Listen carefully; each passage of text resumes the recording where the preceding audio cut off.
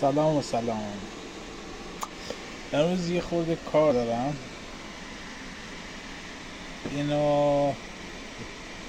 یه خورده کار دارم که یه سری سفارشات با خورده چوبه. عکسشون رو برات میذارم. چوبش هم از نوع چوبای راشه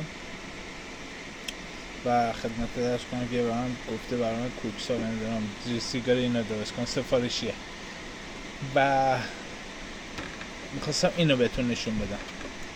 اومدم دوتا MDF رو دوبل زدم، دریل رو ثابت کردم. دریل قوی نیست، دریل پیچ بنده که یکی از دوستان بهم تقریبا کادو داده، فقط کار را بیفته. خودش شارژی گرفت این رو داده به من. اینو بستم یه سرمته و این قسمت رو انداختم.